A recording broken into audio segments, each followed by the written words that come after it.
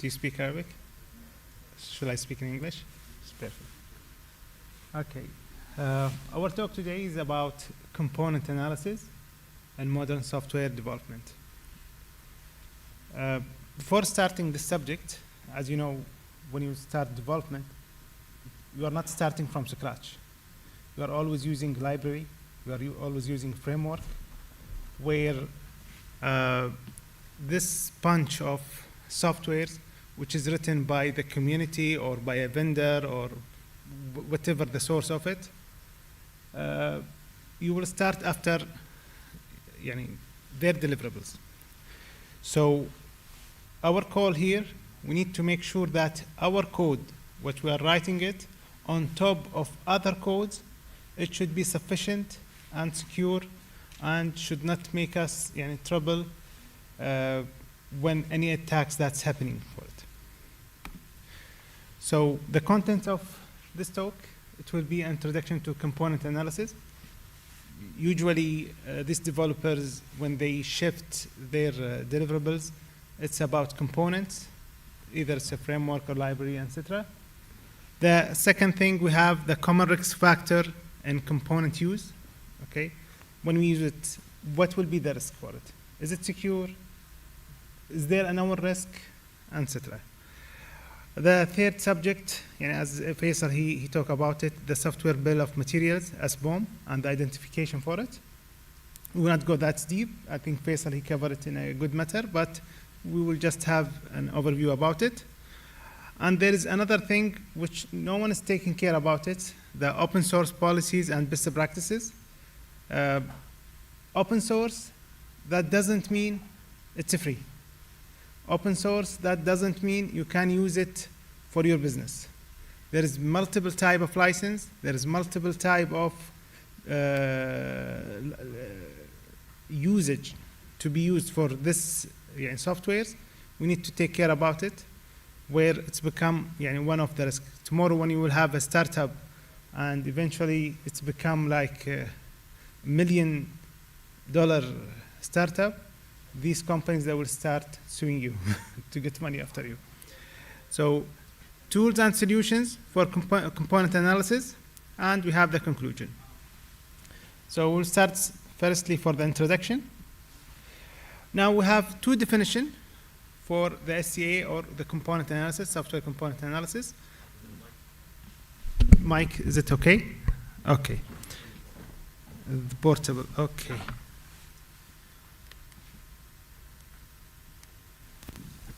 Okay. Okay. So we have two type of definitions, guys. One, which definition by OWASP. Okay. Component analysis identifies potential risk from third-party and open source softwares and hardware components. Why they added hardware? If you remember, there was a big vulnerability by Intel. It's called Intel melted vulnerability, where it's a vulnerability on the hardware itself, where it's become melted. If I am in the cloud, the same hardware, another tenant, another user, he can bypass to another tenant through the hardware. So this is why OWASP, they included the hardware after this incident of Intel. And there is another definition, which is the community definition. SCA is a software-only subset focusing on identifying risk within the software components.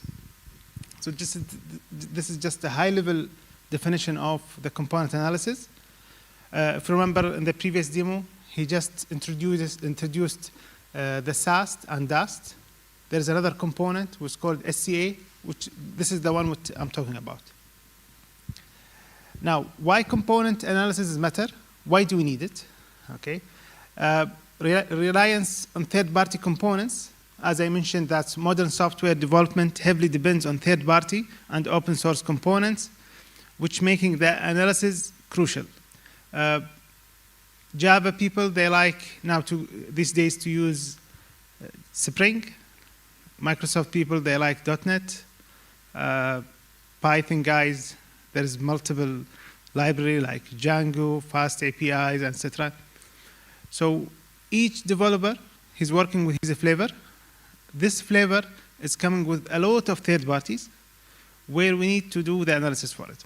So risk introduced, it's introduced supply chain risk, licensing, and security risk impacting overall software integrity. Now, importance of risk management, okay? Managing these risks is critical for maintaining security, ensuring compliance, and preserving software quality. Tomorrow, when you have a compliance, like you want to be certified in ISO, PCI, whatever the certification, they will ask you to have a list of vulnerabilities and what will be the mitigation, what's the mitigation controls, so that you need to score your risk. Without identifying the risk, you cannot score it. So now the common risk factors in the component use, okay? First of all, we need to do the tracking for the component. As Faisal, he mentioned for the OWASP tracking, this is a tool where it's getting all the output of this scans, and they put it as asset inventory for you, okay? Where you can track it. Tomorrow, they said Log4j, it has vulnerability. You will not send an email to all the developers and ask them, do you use Log4j? Definitely you will receive one answer, no. But when you go deeply, you will find that most of them, they're using it. So you need to have an asset inventory. اللي هو أصول مالتك هذه لازم يكون لها مخزن تخزنها فيها وتعرف وين مكانها. We need to maintain a detailed inventory of all components used in software is essential risk for essential risk management. Now, component age as a risk. A guy, he came and he's using Java 6, which is outdated 10 years back.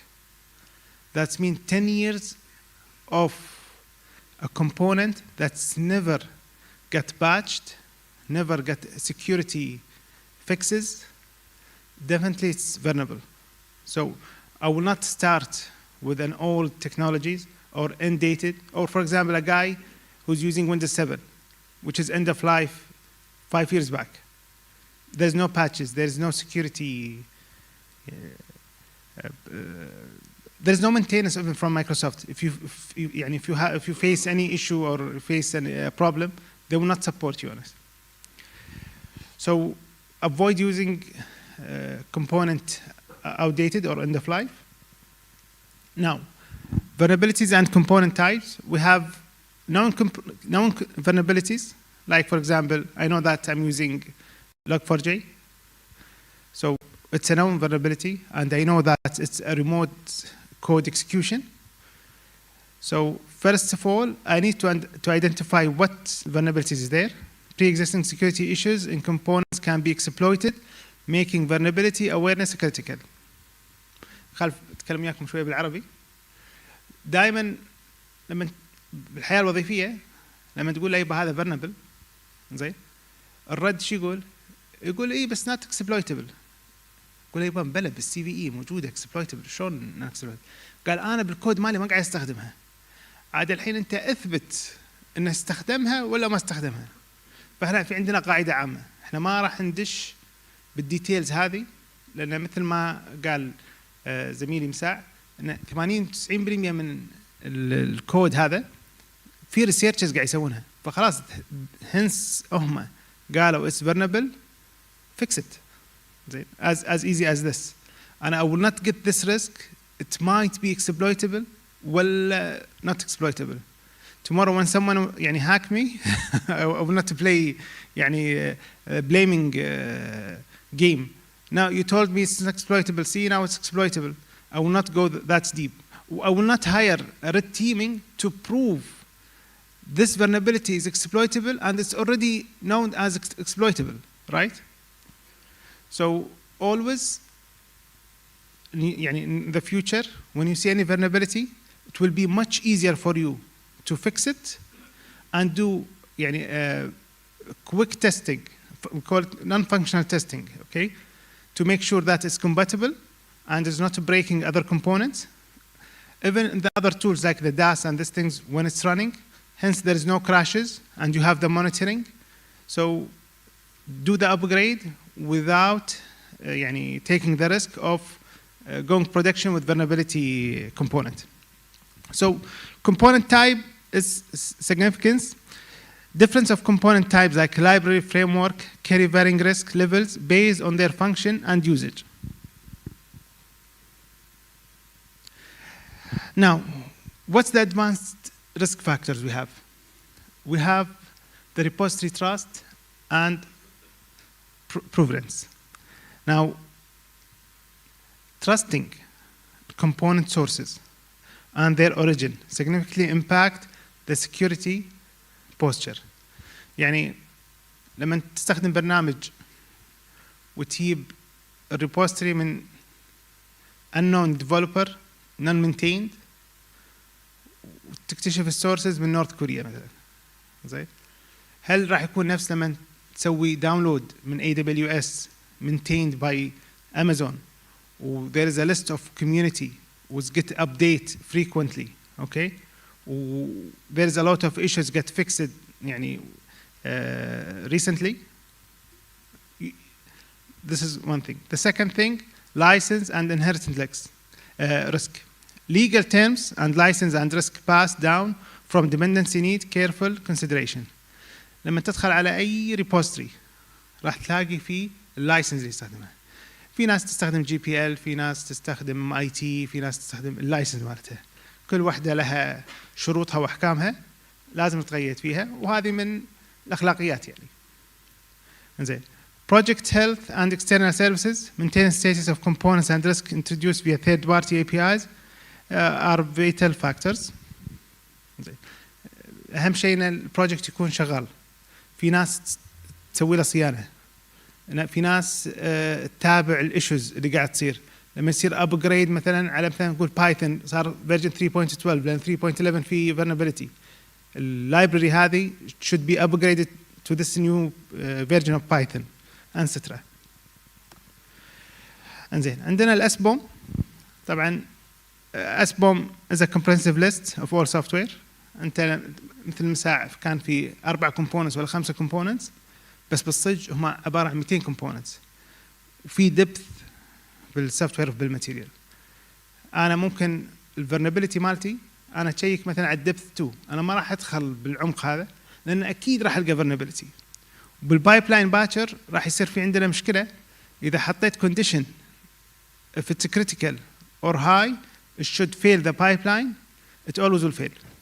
So we need to take it يعني in the middle, okay? We need to select the depth of our software bill of material.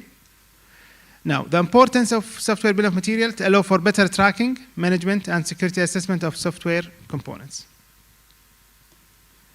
Now, component identification method, we have the package URL, which is called PURLs, provide a standard way to identify software packages. I don't know if you used any package manager like Maven, pep for Python, npm for Node.js. Now, the second thing is SWID tags and other standards, where identify the standards enabled by having unique identification. And then, open source policies and best practices. We need to have a policy, our organization should adopt a policy, okay, where limit the age of used components and prioritize maintaining these packages, while avoiding end-of-life components. Vulnerability management and automation.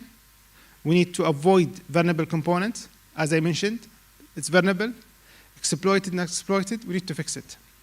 And we need to have SLA for it, where if it's high, critical, depends 0 day, we need to fix it as per the criticality of this vulnerability. Now, automating SBOM creation, we need to automate it, and I will show you now a demo. How it will be automated. It's very easy. It will be part of your journey of coding. As much as you identify this information at early stages, as much it will be easy to be fixed. So, integration into development lifecycle, integrating open source policies. We need to apply it. Okay, we're integrating open source policy early in the development lifecycle to enhance security practices. Early detection of risk, early integration help to identify and mitigate risk associated with components proactively. Now, what tools and solutions can be used for these components? Now, numerous tools are available to component analysis and SCA process.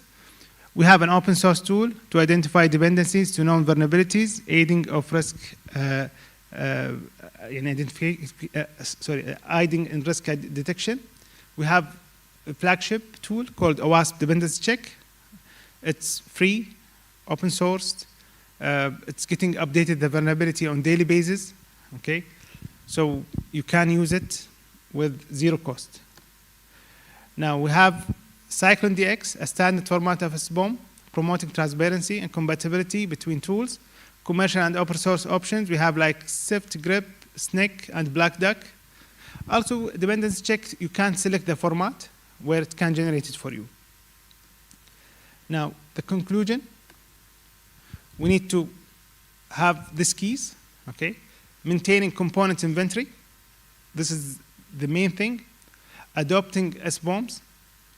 Most of the organization now, they are ignoring it, okay? However, I think now it's become a mandatory, and some regulations now, they are adding SBOM as part of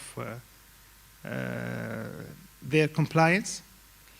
Integrating with risk management, okay, by having it in the SDLC, what I mean here in the CI/CD pipeline. So, proactive component risk management, choosing trusted source, always stay proactive.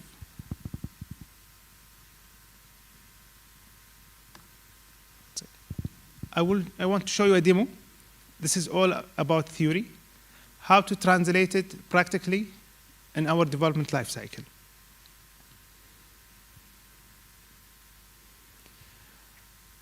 Okay. Now, we have this project. It's WebGoat. I will open this Bitbucket pipeline. WebGoat is a OWASP project. It's very small line, right? How can I change the resolution? Now it's clear, right? So we have this project. It's produced by OWASP. It's called WebGoat. It's used for training purposes. It has a lot of vulnerability. So I just created this pipeline. Whenever I push any code to the master branch, automatically it will scan it for me, and it will give me the result. For example, okay, now let's add this change, and then I will push it. So I will put it just SCA with demo. I will commit, and then I will push it. Now it's get pushed. So when I will go for my repository here, you will see that there is a change from 13 seconds ago. Automatically, I will receive it here in the pipelines. It's getting scanned, okay? If you go automatically here, what it will do, first of all, it will build for me the Maven, getting all the dependencies, and then it will run the OWASP dependency scan, okay? After that, it will generate for me a report as part of the artifacts. So step number 1 is done. Step number 2, now it's working. While it will work, I will show you just the previous pipeline. It doesn't take that much. See, it's 44 seconds for step 1 and 44 seconds for step 2. And this is the artifacts. We will download it.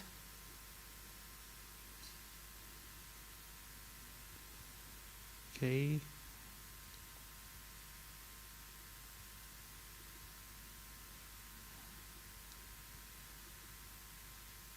this is the report. If you see, this is all the dependencies where it will give me the severity for it and how many CVEs there. And if there is any evidence, it will show it. Here it will show me all the components where it gets scanned, and it will give me each one a detailed one. Now this is the open source one. If you go for the enterprise, it will give you more information. You need to integrate it with OWASP tracking so that you will have one inventory, getting all the SBOM in one place. So tomorrow, if anyone asks you, okay, are we using Maven wrapper.jar? Question will be very easy. I will go to that my asset inventory and I will search for it and I will know. We'll go to project, it has it, X, Y, and Z. And I can start remediation immediately. So this was a very quick talk about SCA. It's very important security step or phase. We need to have it on a daily basis for each build. We need to maintain it on a daily basis also. If you have any questions.